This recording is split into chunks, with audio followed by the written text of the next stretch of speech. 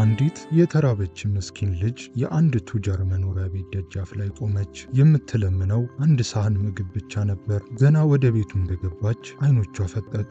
በቢሊዮነሩ ቤት ግድግዳ ላይ በወርቅ ተጊጦ የተሰቀለው የእሷ የልጅነቷ ፎቶ ነበር። ይሄ እንዴት ሊሆን ይችላል? የእሷ የልጅነት ፎቶ በማታውቀው ሰው ቤት ምን ይሰራል? ቀጥሎ የሚሆነው ነገር በጣም የሚገርም ነው። ወደ ታሪኩ ከመግባታችን በፊት ይህንን ቻናል ሰብስክራይብ ማድረጋችሁን እንዳረሱ።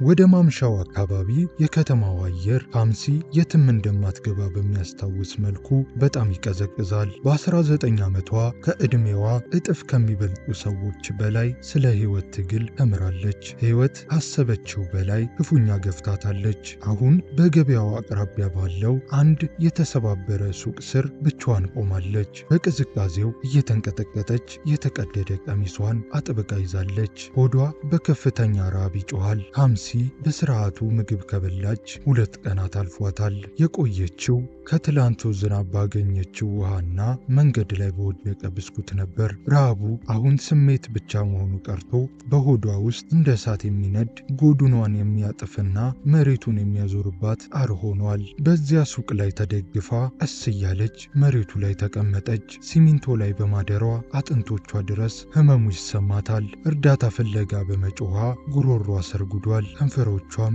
በፀሐይ ተሰነጣጥቀዋል። ቢሆንም ግን ላለማልቀስ ወሰነች። እንባ ምግብ እንደማያመጣ ሕይወት አስተምራታለች። ቀና ብላ ወደ ሰማዩ እያየች አምላኬ ሆይ ዛሬ እንድተርፍ እርዳኝ ስትል ተማጸነች። ሰዎች ያልፋሉ። ነጋዴዎች፣ ተማሪዎች፣ ሰራተኞች፣ አንዳንዶቹ በጥያቄ ሌሎቹ ደግሞ በንቀት ይመለከቷታል። ነገር ግን ሊረዳት የሞከረም የለም። በዚህ መንገድ ላይ ለዓመታት በመቆየቷ ለሰው የማይታይ ጥላ ሆናለች። ሕይወት ሲከብዳት ሁል ጊዜ የእናቷ ድምፅ በጆሮዋ ያቃጭላል። የኔ ፀሐይ፣ ሕይወት የፈለገውን ያክል ቢከብድ ተስፋ እንዳትቆርጪ የሚለው። እናቷ ካለፈች 5 ዓመታት ተቆጥረዋል። ራሷን ለማጽናናት ሞከረች። ከመንገዱ ማዶ አትክልት የምትሸጥ አንዲት ሴት እየተመለከተቻት መጣች። አንቺ ልጅ ለምን ወደ ቤትሽ አትሄጂም? አለቻት። ካምሲ ራሷን በመነቅነቅ የሚሄድበት ቤት የለኝም፣ እዚህ ትንሽ ልረፍ ብዬ ነው አለቻት። ሴትየዋ እያዘነች ነይ እስኪ አለቻት። እሷም ተከትላት ሄደች። ነጋዴዋ ከራስ ፀጉሯ እስከ እግር ጥፍሯ ድረስ ተመለከተቻት። የሰረጎዱ አይኖቿ፣ የከሱ እጆቿና በሰውነቷ ላይ የሚንጠለጠለው ልብሷን አየች። በጣም ርቦሻል አለቻት። ካምሲ ልትናገር ስትል እንባ ቀደማት።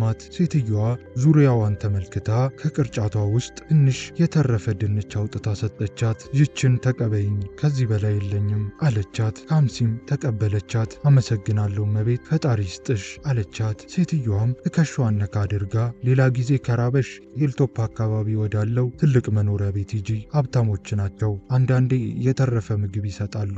ካምሲ ደነገጠች። ያ ሰፈር የሀብታሞች ነው፣ እንደሷ ያለ ሰው እዚያ ድርሽ አይልም። ይሰጡኛል ብለሽ ታስቢያለሽ? ስትል ጠየቀቻት። ሴትየዋም ሞክሪ፣ የሚሆነው አይታወቅም ብላ መለሰችላት። ምንም ምርጫ ስላልነበራት የእናቷን ሻርፕ በእጇ ላይ አስራ ጉዞ ጀመረች። እግሮቿ እየከዷት፣ ትንፋሿ እየተቆራረጠ ያንን ዳገት ወጣች። በመንገዱ ላይ የሚያልፉ መኪናዎች ጭቃ ይረጩባታል፣ ወጣቶች ይስቁባታል። እሷ ግን ወደፊት መጓዟን አላቆመችም። በመጨረሻም የአንበሳ ጌጥ የተሰራ ትልቅ ጥቁር በር ወዳለው ግዙፍ መኖሪያ ቤት ደረሰች። ከውስጥ ሙዚቃና ሳቅ ይሰማል። ሰዎች እየበሉና እየጠጡ እንደሆነ ታውቃለች። አምላኬ ሆይ አንድ ሳህን ምግብ ብቻ ብላ ተመኘችና በሩን አንኳኳች። የበሩ ጠባቂ በመስኮቱ በኩል እያየ ምን ፈልገሽ ነው ሲል በቁጣ ጮኸ። ካምሲም ጌታዬ ርቦኝ ነው፣ ለቀናት አልበላሁም አለችው። ጠባቂውም በንቀት እየሳቀ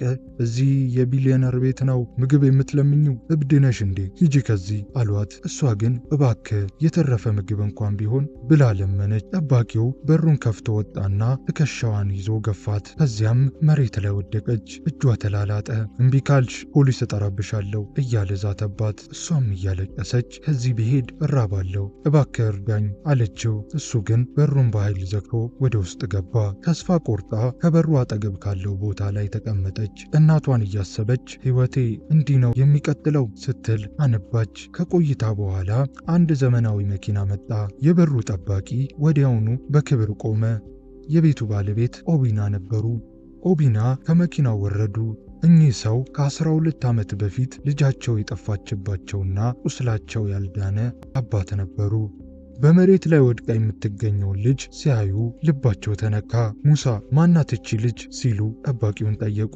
እሱም ልትለምን የመጣች ሴት ናት፣ ጌታዬ ሂጂ ብላት አልሄዳለች አለ። እሳቸውም ተቆጡ። የተራበችን ልጅ መንገድ ላይ መጣል መፍትሄ ይመስለዋል? ሰብአዊነት ማስረጃ አይፈልግም ርህራሄ እንጂ አሉት። ከዚያም ወደ ካምሲ ቀረብ ብለው ልጄ መስማት ትችያለሽ አሏት። ስሟን ሲጠይቋት ካምሲ አለች። ስሙ የሆነ ነገር አስታወሳቸው። ለምን እዚህ ተቀመጥሽ አሏት። ምግብ ፍለጋ ነው ጌታዬ አለችና አለቀሰች። እድሜዋ 19 መሆኑንና እናቷ እንደሞተች ስትነግራቸው ልባቸው በሐዘን ተመታ። ተነሺ እዚህ ብቻሽን መሆን የለብሽም ብለው እጃቸውን ዘረጉላት። ልትነሳ ስትል እግሮቿ ከዷት። እሳቸውም ደግፈው አነሷት። በሩን ክፈቱላት አሉ። ሙሳ በድንጋጤ ጌታዬ ትግባ አላቸው። አዎ ከዛሬ ጀምሮ የራበው ሰው ሲመጣ በሩን ወዲያውኑ መክፈት አለባችሁ አሉት። ካምሲ ወደ ግዙፉ ግቢ ገባች። ምግብ ቀረበላት። ከደስታ የተነሳ እየበላች ታለቅሳለች። ወደ ሳሎኑ አስገቧት። ረፍ አሉ። ካምሲ ወደ ቤቱ ስትገባ በንጽህናውና በውበቱ ተገረመች። ከዚያም ግድግዳው ላይ ያለውን የተሰቀለውን ትልቅ ፎቶ ስታይ ደንግጣ ቀረች። አንድ ወጣት አባት አንዲት 5 ዓመት የማትሞላ ልጅ አቅፎ ይታያል። ያቺ ልጅ በአንገቷ ላይ ልክ እንደ ካምሲ ያለ ምልክት አላት። እየተንቀጠቀጠች ወደ ፎቶ ቀረበች። መስታወቱን ነካችው። ይቺኮ እኔ ነኝ ስትል ቀስ ብላ አወራች። የተቀበሩ ትዝታዎች እንደ አቧራ ይነሱባት ጀመር። ያቺ የምትስቀዋ ሴት፣ ያ ግቢ፣ ሁሉም ትዝ አሏት። የሚንቀጠቀጡ ጣቶቿን በከንፈሮቿ ላይ ጫነች። አይኖቿ በእንባ ተሞሉ። እኔን እኮ ነው የምትመስለው ብላ ንግግሯን ሳትጨርስ ከጀርባዋ የተረጋጋና የምታውቀው የእግር ኮቴ ተሰማ። ኦቢና ወደ ሳሎኑ ገቡ። እልል ያለ ልብስ ቢቀይሩም ግርማ ሞገሳቸው ግን አልቀነሰም። በፊታቸው ላይ ጉጉትና ጭንቀት የተቀላቀለበት ስሜት ይታይ ነበር። በውስጣቸው የሚጉላላውን ነገር ለመቀበል የፈሩም የቸኮሉም ይመስላሉ። በዚያ ልዩ ፎቶ ፊት ቆማ ሲያዩት ልባቸው በኃይል መታ። ያ ፎቶ በየጠዋቱና በየምሽቱ የሚመለከቱት ልጃቸው ከጠፋች በኋላ በሕይወት እንዲቆዩ ብርታት የሚሆናቸው ብቸኛ ተስፋቸው ነበር። ካምሲ ውድ ነገር በመንካቷ የምትቀጣ መስሏት እንባዋን በፍጥነት አበሰች። ይቅርታ ጌታዬ፣ ልነካው አልፈለግኩም ነበር፣ ግን ይችን ልጅ እያየዋት ነበር ስትል ተንተባተበች።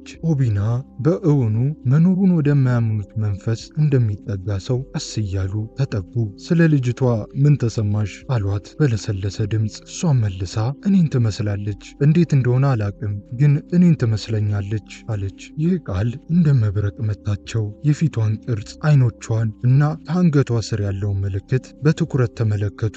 ልጄ ይቺ ልጅ ማን እንደሆነች ታውቂያለሽ አሏት። ካምሲ በግራ መጋባት ራሷን ነቀነቀች። ይቺ ልጅ ልጄ ናት፣ ብቸኛ ልጄ። ከ12 ዓመታት በፊት ጠፋችብኝ። እናቷ በአንድ ምሽት ይዛት ወጣች። ከዚያ በኋላ አላየኋትም አሏት። ቤቱ ውስጥ ጭልጥ ያለ ዝምታ ሰፈነ። ያቺ በፎቶ ላይ የምትታየው ተወዳጅ ልጅ ለ12 ዓመታት ስትሰቃይ ኖራለች። አሁን ደግሞ የተቀደደ ልብስ ለብሳ ተርባና ተጠምታ በፊታቸው ቆማለች። በአንገቷ ላይ ያለው ምልክት እየነካች ጌታዬ ስሟ ማን ነበር ስትል ጠየቀች። ኦቢና ድምጻቸው እየተቆራረጠ ካምሲ አሏት። ሶፋውን ተደገፈች። ሙሉ ስምሽ ማን ነው ብለው ጠየቋት። እናቴ ካምሲው እያለች ነው የምትጠራኝ፣ ግን ብዙ ሰው ካምሲ ይለኛል አለች። ኦቢና በድንጋጤና በህመም ወንበሩን ተደገፉ። እናትሽስ ማን ትባላለች ሲሉ በጉጉት ጠየቋት። ናኦሚ ትባላለች ብላ መለሰች። በዚያ ሰዓት አይኖቻቸው በእንባ ተሞሉ። ለ12 ዓመታት ለጸለዩት ጸሎት መልስ እንደሆነች ተሰማቸው። ወደ እኔ ቅረቢ አሏት። ፊቷን በእጃቸው ደግፈው ልጄ በእነዚህ ዓመታት ሁሉ የት ነበርሽ? እናትሽስ ምን ሆነች? አሏት። ካምሲም ከ5 ዓመት በፊት አመመች፣ የሚረዳን አላገኘንም፣ በእጄ ላይ ነው የሞተችው አለቻቸው። በዚህ ሰዓት የኦቢና ልብ ተሰበረ። ነገር ግን አሁንም ምንም ጥርጥር የለውም። ስሟ፣ ምልክቷ፣ የእናቷ ስም፣ ሁሉም ነገር እውነቱን ይናገራል። ዛሬ ማታ የመገቧት ያቺ ምስኪን ልጅ የገዛ ልጃቸው መሆኗን አረጋገጡ። እባክሽን ተቀመጪ ልጄ አሏት። እሷም ግራ በመጋባት ተቀመጠች። ስለ ልጅነቷ እንድትነግራቸው ጠየቋት። የድሮ ትዝታዬ ብዙም አላስታውሰውም፣ ግን ደስተኛ እንደነበርኩ ትዝ ይለኛል። እንደዚህ ትልቅ ባልሆንም ሰላማዊ ቤት ነበረን። እናቴ እቅፍ አድርጋኝ ሳሎን ውስጥ ትደንሳለች አለች። ኦቢና ፈገግ ብለው ናኦሚ መደነስ ትወድ ነበር አሏት። ካምሲም ቀጠለች። አንድ ምሽት እናቴ እያለቀሰች ሻንጧን ያዘች። መሄድ አለብን ልጄ አለችኝ። ለምን እንደሆነ አላውቅም። ኦቢናም በሐዘን እንዲህ አሉ። ያኔ በፖለቲካ ምክንያት ማስፈራሪያ ደርሶኝ ነበር። እናትሽ ለደህንነትሽ ስትል የጠፋች መስሎኝ ነበር። ለዓመታት ፈለግኳት፣ ግን አላገኘኋትም። እሷ ግን የነገረችኝ አንተ ስላልፈለግከን እየሄድን ነው ብላኝ ነው አለች። ይህንን ሲሰሙ በድንጋጤ ቆሙ። እንዴት እንዲህ ትላለች? እኔ እኮ በሕይወት የቆየሁት እናንተን ፍለጋ ነው አሉ። ካምሲ የደረሰባትን መከራ ስትነግራቸው እናቷን በ14 ዓመቷ ብቻዋን እንደቀበረች በየበረንዳው እንዳደረች ነገረቻቸው። እሳቸውም እንደ ሕፃን ልጅ ስቅስቅ ብለው አለቀሱ። ከዚያም አንድ ሳጥን አውጥተው ከፈቱ። በውስጡ የአፋልጉኝ ማስታወቂያና የእናቷ ፎቶ ነበረ። ልጄ ላለፉት 12 ዓመታት አንድም ቀን ሳላቋርጥ ፈልጌሻለሁ፣ አንቺ የገዛ ልጄ ነሽ አሏት። ከዚያም በጉልበታቸው ተንበርክከው አለቀሱ። ካምሲ በልቧ ውስጥ ታፍኖ የነበረውን ስቃይና ናፍቆት በእንባ እያወጣች ወደ አባቷ አቅፍ ገባች። ልጄ በሕይወት እስካለው ድረስ ዳግመኛ መከራ አታይም ሲሉ አልገቡላት። ይህ ቃል ለአባቷ ትልቅ ትርጉም ነበር። ወዲያውኑ ክፍሏ እንዲዘጋጅ አዘዙ። ዛሬ በሰላም ትተኛለሽ አሏት። ቤቱ በደስታ ተሞላ። ሰራተኞቹ ሁሉ ተገረሙ። ያ አባሯት የነበረው የበሩ ጥበቃ ሙሳ የጌታዬን ልጅ ነው ያንገላታሁት እያለ በፍርሃት ተንቀጠቀጠ። ካምሲ አዲስ ሰው መስላ ውድ ልብስ ለብሳ ስትወጣ ያቺ የቆሸሸችው ምስኪን ልጅ መሆኗ ቀርቶ እንደ ልዕልት ታየች። ዘመድ አዝማት ተጠራ። ትልቅ ድግስ ተደገሰ። ሁሉም ተአምር ነው እያሉ ተደሰቱ። ኦቢና የካምሲን እጅ ይዘው ልጄ ወደ ቤትሽ ተመልሰሻል ብለው አበሰሩ። የቀሩኝን ዘመናት ያሳለፍሽው መከራ ለመካስ እኖራለሁ አሏት። ምሽቱ ሲገፋና እንግዶቹ ሲሄዱ አባቷ ወደ ክፍሏ ሸኟት። ደህና ደሪ ልጄ ብለው አሏት። ካምሲም ደህና ደር አባዬ ብላ መለሰች። ለመጀመሪያ ጊዜ የደህንነት ስሜት ተሰማት። ግድግዳው ላይ የነበረው ፎቶ አሁን ትዝታ ብቻ መሆኑ ቀርቶ ወደ እውነት ተቀይሯል።